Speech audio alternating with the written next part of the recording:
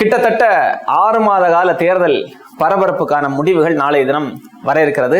நாடாளுமன்ற தேர்தல் வாக்கு எண்ணிக்கை நாளைய தினம் நடைபெற இருக்கிறது. இந்த தேர்தல் பரபரப்புங்கிறது ஒரு பெரிய ஒரு பரபரப்பாக இருந்தது. கூட்டணி குறித்த பேச்சுவார்த்தைகள், கூட்டணி குறித்த தொகுதி பங்கீடுகள், அதை தொடர்ந்து தேர்தல் பரப்புரைகள், மாறி மாறி அரசியல் கட்சிகள் பரப்புரைகளை, அனல் பறக்கும் பரப்புரைகள் எல்லாம் வைத்தது. அதை தொடர்ந்து தேர்தலுக்கு முந்தைய கருத்து கணிப்புகள், அதை தொடர்ந்து தேர்தல் நடைபெற்றது, தேர்தலுக்கு பிந்தைய கருத்து கணிப்புகள்னு இப்போது இந்த நொடிப்பொழுது வரைக்கும் இந்தியா முழுக்க ஒரு அந்த தேர்தல் சூடு தனியாமல் அப்படியே ஒரு பரபரப்பான ஒரு சூழலில் தான் இருந்து வருகிறது. யார் அதிகாரத்தை கைப்பற்ற போகிறது? ஒருபுறம் நாங்கள் 400 தொகுதிக்கு மேல வெற்றி பெறுவோம், வெற்றி பெற்று மறுபடியும் 3வது முறையாக நாங்கள் தனிப்பெரும்பான்மையோடு ஆட்சி அமைப்போம் என்று சொல்லி பாரதிய ஜனதா அவர்கள் தரப்பில் கருத்துக்களை வைத்து வருகிறார்கள்.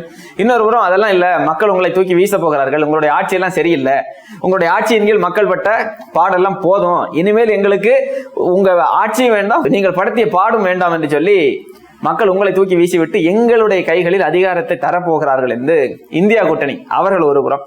அப்படி இருக்கக்கூடிய சூழல்ல தமிழ்நாடு அரசியல் களத்தை பொறுத்த வரைக்கும் இங்கேயும் அப்படிதான், நாங்கள் தான் அதிகாரத்தை கைப்பற்றுவோம் என்று சொல்லி இந்தியா கூட்டணி, பாஜக கூட்டணி, அதிமுக கூட்டணி, நாம் தமிழர் கட்சி என்று சொல்லி ஒரு பெரிய ஒரு பரபரப்பான ஒரு சூழல் தான் தமிழ்நாட்டு அரசியல் களத்திலும் இருந்து வருகிறது.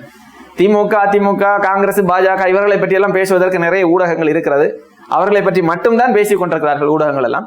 நம்ம நாம் தமிழர் கட்சியை பற்றி சில செய்திகளை நம்ம பேச வேண்டியிருக்கிறது. நாம் தமிழர் கட்சிக்கு இந்த தேர்தல் எந்த அளவிற்கு முக்கியமான தேர்தலுங்கிறது எல்லோருக்குமே தெரியும். நாம் தமிழர் கட்சியை பொறுத்த வரைக்கும் கடந்த சட்டமன்ற தேர்தலில் 7 விழுக்காடு வாக்குகளை பெற்று தமிழ்நாட்டினுடைய 3வது பெரிய அரசியல் சக்தியாக நாம் தமிழர் கட்சி ஏற்கனவே உருவெடுத்து விட்டது. ஆனால் நாம் தமிழர் கட்சிக்கு நீண்ட நெடுங்காலமாக ஒரு எதிர்பார்ப்பு நாம் தமிழர் கட்சியினருக்கு, கட்சியினுடைய ஆதரவாளர்களுக்கு, கட்சியினுடைய ஆதரவாளர்கள் மட்டுமல்லாமல் பொதுவான மக்களுக்கு கூட என்ன ஒரு எதிர்பார்ப்பு இருக்கிறது அப்படின்னா, நாம் தமிழர் கட்சி ஒரு அங்கீகரிக்கப்பட்ட அரசியல் கட்சியாக உருவெடுத்து விட வேண்டும். இந்த தேர்தலில் நாம் தமிழர் கட்சி எப்படியாவது 8 விழுக்காட்டை தாண்டி விட வேண்டும். 8 விழுக்காட்டை தாண்டினால் நாம் தமிழர் கட்சி ஒரு அங்கீகரிக்கப்பட்ட கட்சியாக உருவெடுத்து விடும். எனவே இந்த தேர்தலில் ஒரு அங்கீகரிக்கப்பட்ட கட்சியாக நாம் தமிழர் கட்சி உருவெடுத்து விட வேண்டும் என்கிற எதிர்பார்ப்புகள் பரவலாக தமிழ்நாட்டு மக்கள் மத்தியிலே இருக்கிறது. 7 விழுக்காட்டிலிருந்து 8 விழுக்காடு வாக்குகளை நாம் தமிழர் கட்சி பெறுவது என்பது அது ஒன்றும் பெரிய ஒரு கடினமான காரியம் இல்லை. இந்த முறை உறுதியாக நாம் தமிழர் கட்சி 8 விழுக்காட்டை தாண்டும் என்பது எல்லோருக்குமே தெரிந்த செய்திதான்.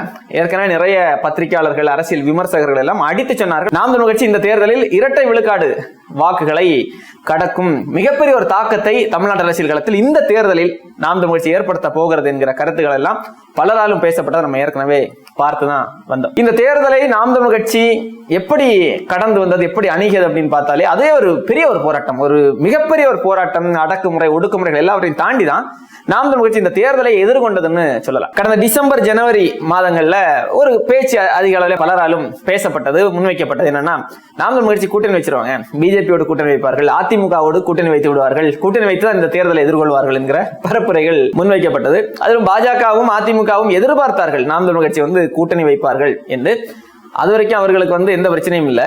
ஆனால் நாம் தமிழர் கட்சி கூட்டணி வைக்காமல் தேர்தலை நாங்கள் சந்திக்க போகிறோம் என்று வேட்பாளர்களை எல்லாம் நாம் அறிவித்ததுமே உடனடியாக நாம் தமிழர் கட்சிக்கு, கட்சியினுடைய நிர்வாகிகளுக்கு NIA ரைடு வந்தது. அவங்க எல்லாருக்குமே தெரியும். அவ்வளவு அடக்குமுறைகள், ஒடுக்குமுறைகள் எல்லாம் செஞ்சு பார்த்தாங்க பாஜக. ஆனால் NIA ரைடு எல்லாவற்றையும் அதை ஒரு பொருட்டாகவே எடுக்காமல் நாம் தமிழர் கட்சியினர் அதையெல்லாம் லெப்ட் ஹேண்ட்ல டீல் பண்ணிட்டு போயிட்டே இருந்தோம்.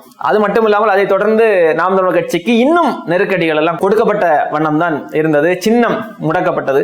எப்படியாவது நாம் தமிழர் கட்சியுடைய சின்னத்தை முடக்கி அதன் மூலமாக நாம் தமிழர் கட்சியுடைய வாக்கு விழுக்காட்டை குறைத்து விடலாம், அப்படியாவது தமிழ்நாட்டில் பாரதிய ஜனதா கட்சி நாம் தமிழர் கட்சியை விட அதிகமான வாக்குகளை நம்ம பெற்றுவிடலாம் என்கிற எண்ணத்தில் சின்னம் எல்லாம் முடக்கப்பட்டது. அப்படி இந்த சின்னம் முடக்கப்பட்டது, NIA ரைடு, அதே போன்ற ஊடகங்களுடைய புறக்கணிப்பு, ஊடகங்கள் எல்லாம் தேர்தலுக்கு முந்தைய கருத்து கணிப்பிலும் சரி, பிந்தைய கருத்து கணிப்பிலும் சரி, நிறைய ஊடகங்கள் நாம் தமிழர் கட்சி தேர்தலில் போட்டியிடுகிறது என்கிற செய்திகளை கூட சொல்லாமல் தான் புறக்கணித்து வந்தார்கள், நாம் தமிழர் கட்சியை தவிர்த்து வந்தார்கள். நேற்று முன்தினம் கூட முதன்மையான ஒரு தமிழ்நாட்டு காட்சி ஊடகத்தில் தேர்தலுக்கு பிந்தைய கருத்து கணிப்பு போடுறாங்க. அதுல அதிமுக, திமுக, பாஜக இருக்கிறது, அதெல்லாம் காட்டுறாங்க. ஆனால் நாம் தமிழர் கட்சி இல்ல, கருத்து கணிப்பிலேயே நாம் தமிழர் கட்சி இல்ல. மற்றவை இருக்கிறது, யார் அந்த மற்றவைன்னு நமக்கு தெரியவே இல்லை. ஆனால் மற்றவை இருக்கிறது, நாம் தமிழர் கட்சி இல்ல. இப்படி தொடர்ச்சியாக நாம் தமிழர் கட்சியின் மீதான அந்த புறக்கணிப்பு, இது எல்லாவற்றையும் தாண்டி, இது எல்லாவற்றையும் கடந்து மிகப்பெரிய அளவில் ஒரு பொருளாதார வலிமை இல்லாம, ஒரு ஊடக பின்புலம் எதுவுமே இல்லாமல் தான் நாம் தமிழர் கட்சி இந்த தேர்தலை மிகுந்த உழைப்பை செலுத்தி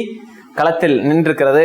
தரமான வேட்பாளர்கள், எல்லாருக்குமே தெரியும். ஒட்டுமொத்த தமிழ்நாடை பாராட்டியது நாம் தமிழ் கட்சியினுடைய வேட்பாளர்களை. நாம் தமிழ் கட்சிக்கு எதிரான கருத்தியலில் இருக்கக்கூடிய நபர்கள் கூட நாம் தமிழ் கட்சியினுடைய வேட்பாளர்களுடைய தகுதி, அவர்களுடைய ஆற்றல்கள், திறமைகள் எல்லாவற்றையும் பார்த்து வியந்து பாராட்டினார்கள். அப்படி ஒரு பெருத்த நம்பிக்கையோடு நாம் தமிழ் கட்சி இந்த தேர்தலை எதிர்கொண்டிருக்கிறது. நாம் தமிழ் கட்சி ஒரு 8 விழுக்காட்டை தாண்டி அங்கீகரிக்கப்பட்ட கட்சியாக உருவெடுக்குமா? நாம் தமிழ் கட்சி கடந்த முறை 7 விழுக்காடு வாக்குகளை பெற்று அதிலிருந்து எத்தனை விழுக்காடாக நாம் தமிழ் கட்சியுடைய வாக்கு விழுக்காடு அதிகரிக்க போகிறது? நாம் தமிழ் கட்சி தன்னுடைய முதல் நாடாளுமன்ற உறுப்பினரை பெறக்கூடிய தேர்தலாக இந்த தேர்தல் இருக்க போகிறதா என்கிற எதிர்பார்ப்புகள் எல்லாம் மிகப்பெரிய அளவிலே இருந்து வருகிறது. எல்லோரும் அந்த கேள்விகளுக்கான பதிலுக்காகத்தான் காத்திருக்கிறார்கள். வெகு விரைவில் தெரிந்துவிடும். நாம் தமிழ் கட்சி இந்த நாடாளுமன்ற தேர்தலில் என்ன தாக்கத்தை ஏற்படுத்த போகிறது, அந்த தாக்கம் அடுத்த சட்டமன்ற தேர்தலில் என்னவாக பிரதிபலிக்க போகிறது என்பது நாளைய தினம் தெரிந்துவிடும். பொறுத்திருந்து பார்ப்போம்.